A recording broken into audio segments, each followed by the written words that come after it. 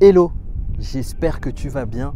Bienvenue dans un nouvel épisode du Cocktail Auto pour la présentation de la première berline break.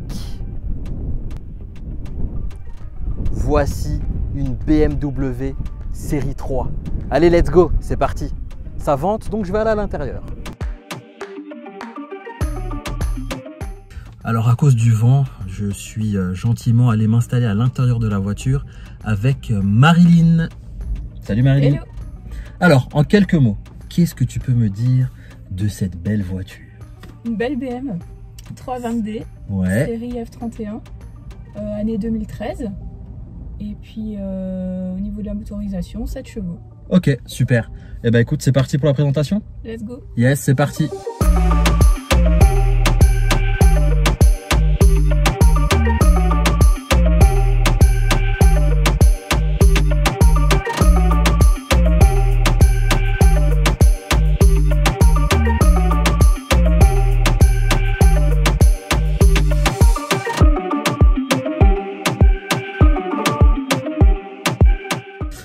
Première question, Marilyn, peux-tu me parler de l'extérieur de cette voiture?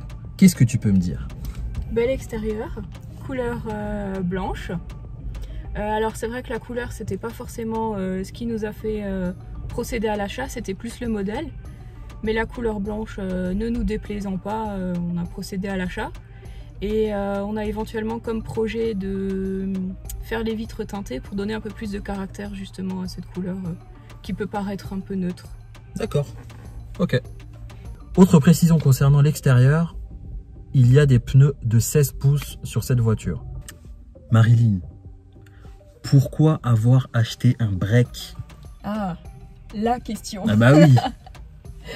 Tout simplement lors d'un achat d'un petit meuble cuisine qui ne rentrait pas dans l'ancien véhicule BM qu'on avait, puisque on n'avait pas de haillons, c'était un simple coffre. Donc on a laissé le meuble tout simplement sur place et on l'a récupéré le lendemain avec la 206 de ma sœur. Ironie du sort. T'as une BM série 3, alors ça me permet de faire le lien.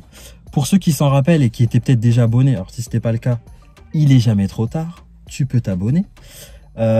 Présentation d'une BM série 3 qui n'est autre qu'avec Florian, ton conjoint.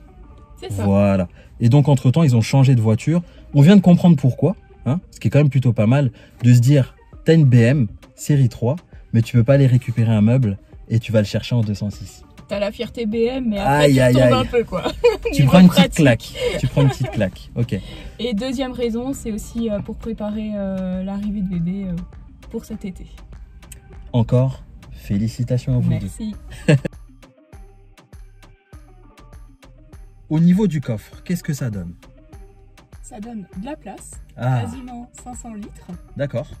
Et surtout ouverture avec haillons. Ouais, Ce qui est pas ça, c'est top. négligeable. Ouais, surtout pour chargement en hauteur, quoi. En hauteur, oui. Ça, c'est génial. Ok, parfait.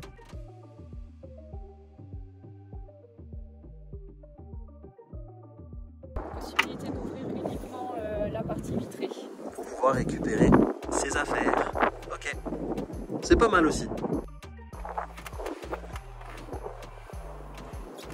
Franchement, il y a de la place.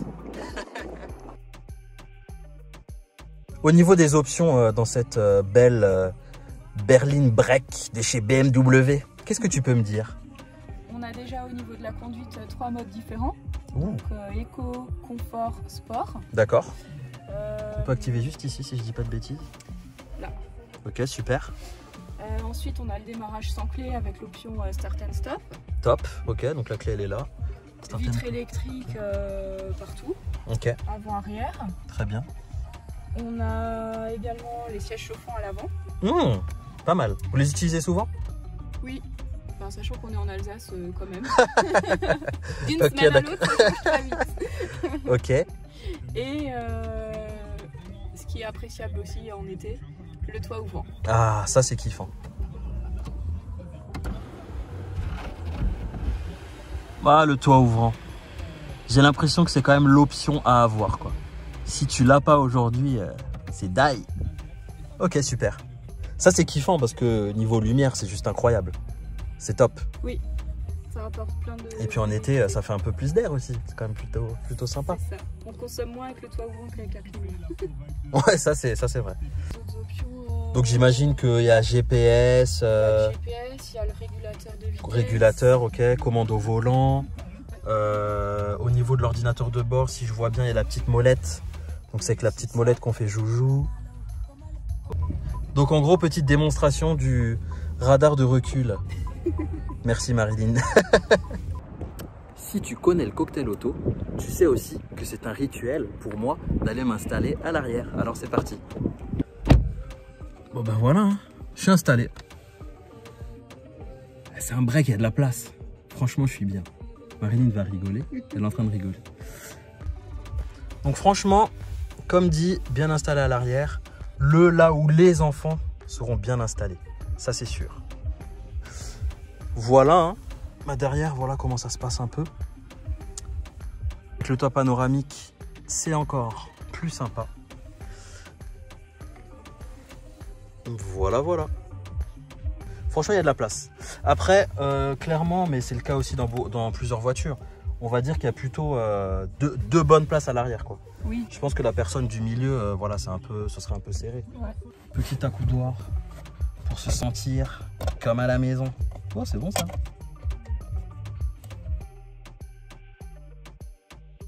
Ok, donc Marilyn, tu m'as parlé d'une puissance de 7 chevaux. Est-ce qu'on peut rapidement voir le moteur? Oui. Ok, c'est parti.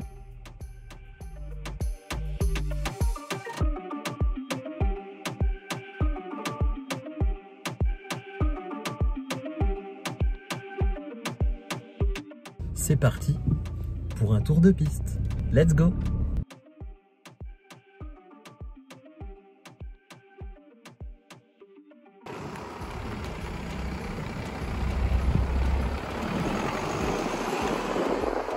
Comment tu te sens toi à bord de cette voiture, de ce break? Je sais que voilà, quelquefois certaines personnes peuvent un peu appréhender cet espace et ce volume assez important. Comment écoute, conduite très confortable, assez fluide. D'accord. La direction est plus souple que sur l'ancienne BM qu'on avait. D'accord. Et au niveau du gabarit, ça a beau être une break. Ouais. Ça reste relativement raisonnable et comparable à l'ancienne, donc pas de souci de ce côté-là. D'accord. Et puis en plus, c'est vrai que ce que tu dis, c'est quand même... En fait, quelquefois, on a l'impression qu'un break, ça peut être effectivement énorme. Alors, forcément, le coffre, par rapport à une berline classique, n'est pas coupé. Mais, par exemple, cette voiture, il me semble qu'elle a quasiment la même taille que la série 3 que vous aviez avant. Oui, bah, si on suit à la rentrée dans le garage, il n'y a pas de changement. Il n'y a pas de changement. Bon ben voilà. Ok, donc si je reviens, donc pour toi c'est voilà, conduite, en gros tu te sens à l'aise dedans, t'es bien quoi. Oui. Ok, super. Petite question au niveau du prix. Aux alentours de 10 000. D'accord, ok, aux alentours de 10 000. C'est une voiture donc qui est de 2013. C'est ça. Et qui a été achetée avec combien de kilomètres? 200 000. D'accord, 200 000 km au compteur. Ok, super.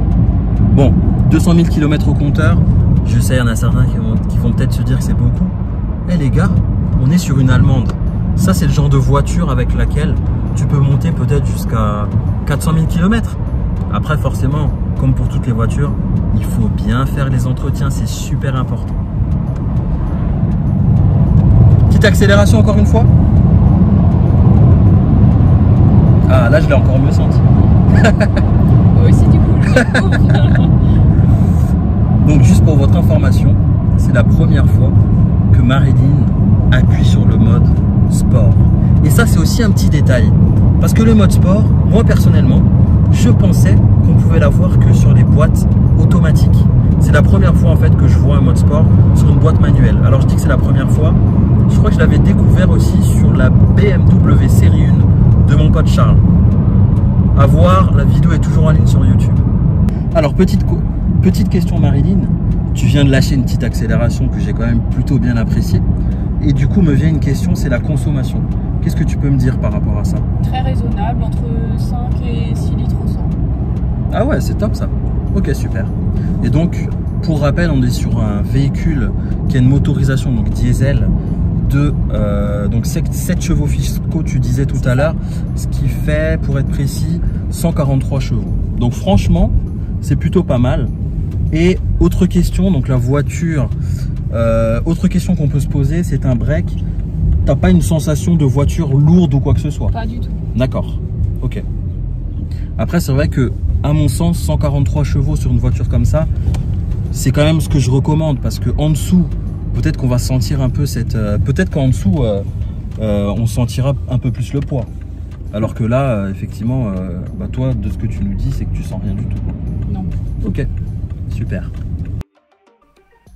Franchement, j'ai bien kiffé cette berline break et ça se voit que Marilyn aussi, elle kiffe sa caisse. Bon, quand on achète un break, c'est pour le volume de chargement et là, c'est clairement pas une blague, il y a de quoi faire. Le véhicule est spacieux et il est confortable. Niveau motorisation, c'est économique et en puissance, ça me semble franchement suffisant. Au besoin, petit mode sport. Clairement, c'est un véhicule que je recommande. Voilà, cet épisode du cocktail auto est terminé. J'espère que tu as apprécié. Petit bonus, c'est la première fois que dans une voiture, j'arrive à poser les 2 cocktails. Merci Marilyn.